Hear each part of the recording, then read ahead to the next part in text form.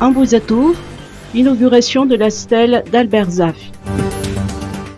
La ville d'Antananarivo a voulu rendre hommage à l'ancien président de la République, le professeur Albert Zaf, en installant une stèle commémorative sur la place de la démocratie d'Ambouzatouf. Ce matin, lors de l'inauguration officielle de la stèle, le maire de la capitale, Nene Djetitwen, a annoncé que le choix du lieu n'était pas un hasard. Les conseillers municipaux ont choisi Ambouzatouf car ils sont convaincus que le professeur Albert Zaf a été un modèle de la démocratie. Cette inauguration, a expliqué le maire, entre dans le cadre de la célébration du 62e anniversaire de la Première République. Pour sa part, Mano Régis, leader du parti Union nationale pour le développement et la démocratie UNDD, a mentionné que le professeur Albert Zaf a inculqué beaucoup de valeurs. Cet illustre personnage a milité pour la justice sociale, la liberté et la démocratie. Il a beaucoup œuvré pour la réconciliation nationale. L'héritage légué par le professeur Albert Zaf est mémorable dans l'histoire de Madagascar, a cité Mano Régis.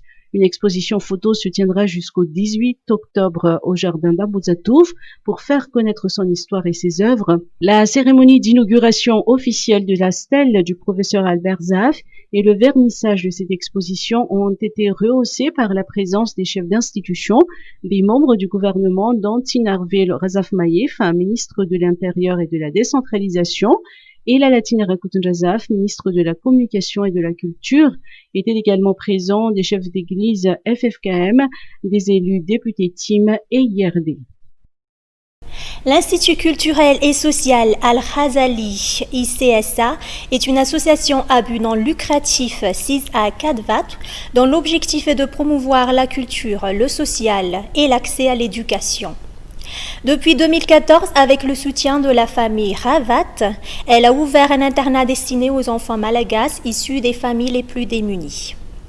Le but est d'accompagner ces jeunes à obtenir leur diplôme académique du premier cycle jusqu'au bac et, pour les meilleurs d'entre eux, leur offrir une bourse d'études supérieures.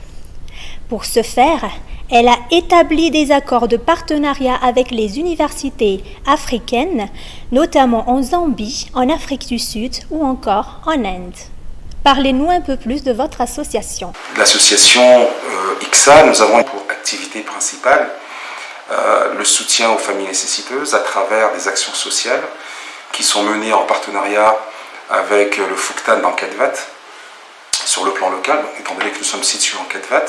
Et donc que ce soit les familles qui sont dans la rue, que ce soit les familles les plus pauvres, ils ont droit à certains instants à des colis alimentaires, à des actions de soutien, mais à savoir que notre but effectivement c'est de leur apporter un peu plus au quotidien de leur vie. Grâce à la famille Ravat, qui est issue de l'île de la Réunion, nous avons pu établir effectivement un internat qui accueille aujourd'hui 42 enfants issus de tout Madagascar. Ils sont là, âgés de 9 à 17 ans.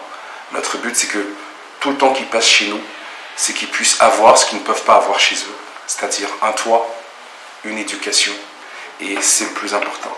Car nous pensons que chaque enfant a droit à l'éducation, quelle que soit son origine, quelle que soit sa classe sociale. Et je pense que les plus belles pépites,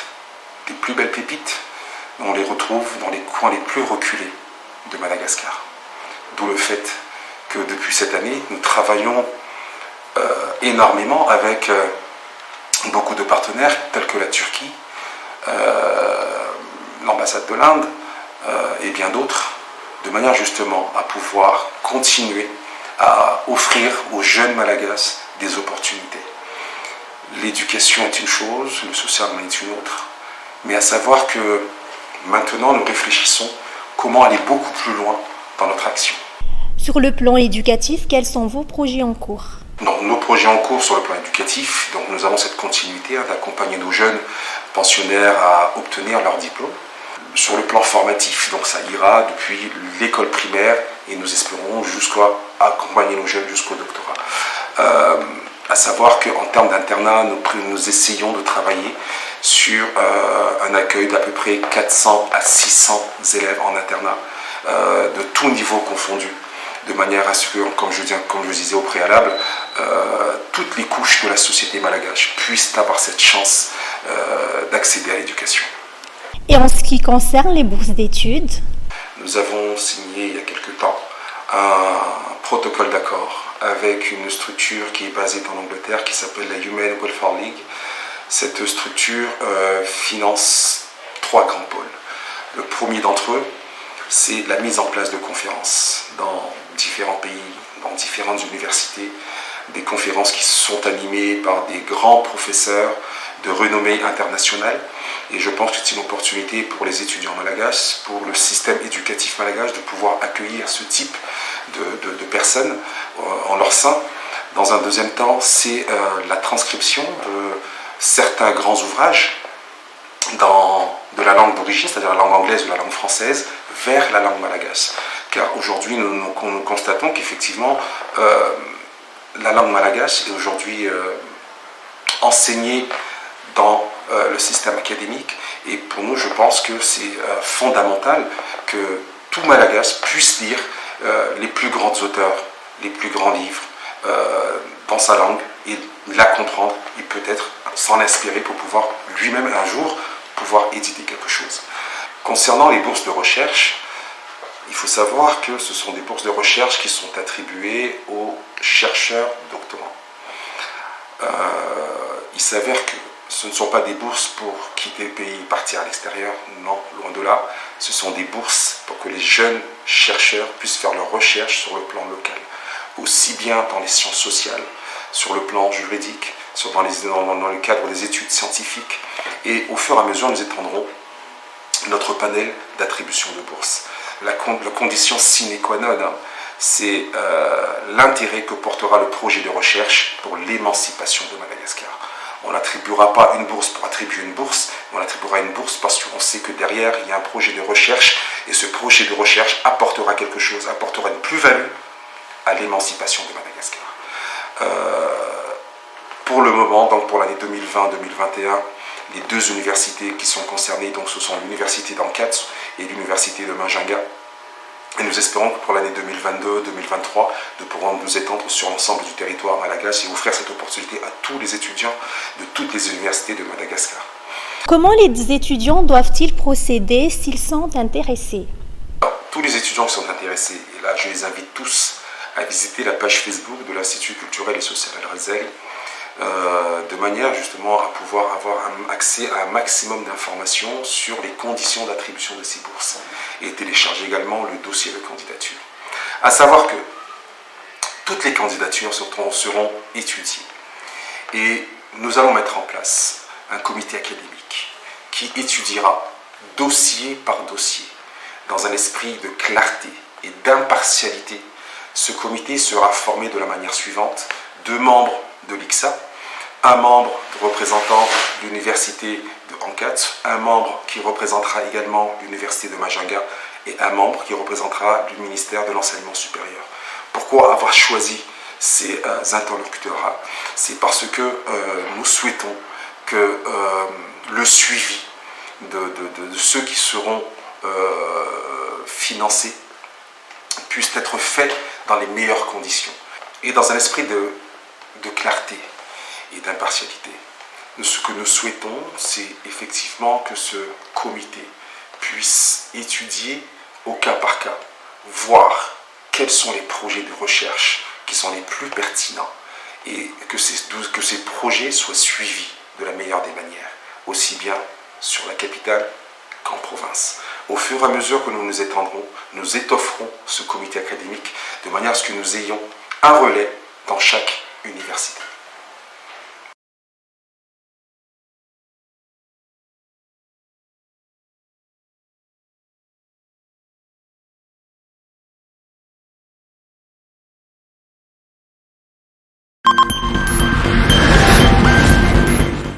Éducation environnementale, 11 000 écoles bénéficiaires. Dans le cadre de la promotion et amélioration de la qualité de l'éducation environnementale pour un développement durable, le ministère de l'Éducation nationale, à travers le service d'éducation environnementale et l'UNICEF, ont procédé au lancement officiel des outils de communication adaptés à l'EPP Analamaïnt. Michel Saint-Lô, représentant de l'UNICEF à Madagascar, nous apporte plus d'explications. Ce programme est un programme de renforcement des compétences des enfants de la classe de 3e, de la 8e à la 3e, au niveau de la protection environnementale, de la réduction des risques et des désastres et au changement climatique.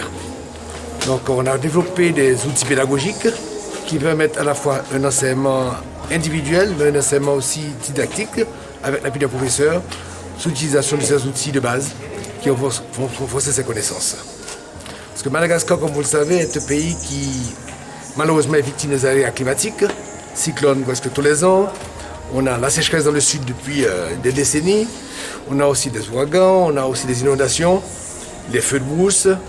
Donc ce sont des informations que les enfants vont acquérir, des connaissances qu'ils vont acquérir pour leur permettre eux aussi d'œuvrer dans cette lutte de la protection de l'environnement et la résilience face au changement climatique. Qui seront les bénéficiaires de ce programme? Ce sont les enfants du lycée et du collège qui vont bénéficier pratiquement presque 1 million d'enfants de matériel vont être distribués. Donc on veut toucher 1 million d'enfants ici à Madagascar à travers les 11 000 et quelques EPP. Dans tout Madagascar? Oui, non. On dit 8 régions, mais je comprends aujourd'hui qu'il y a une région qui a été divisée en deux. Le V7V est devenu 2 régions, ça fera 9 régions plutôt. Mais on espère qu'avec l'appui d'autres partenaires, les autres régions de Madagascar pourront bénéficier de ces outils. Et nous, en tant qu'UNICEF, nous appuyons ces 8 régions ou 9 régions, comme vous les appelez. 11 000 écoles bénéficieront de ce programme. Elles sont issues de 9 régions, à savoir Analamang, Bouéndi, Analanzourouf, Atsimodjifan, Atsimotsinanan, Anous, Vadvafidvnand, Anjoui et Melak. Programme École numérique, 20 nouveaux établissements bénéficiaires.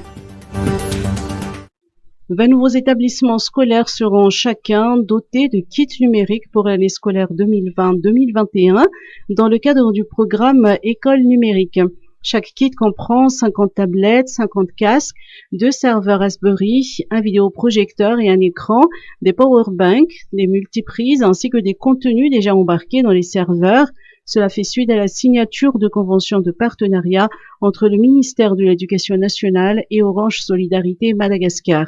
Le programme École numérique est effectif depuis 7 ans. L'objectif est de faciliter l'imprégnation du programme éducatif en ajoutant des contenus numériques dans les classes primaires et secondaires afin d'obtenir de meilleurs résultats scolaires. Depuis 2014, plus de 6 000 tablettes ont été remises à 136 écoles des 22 régions de Madagascar.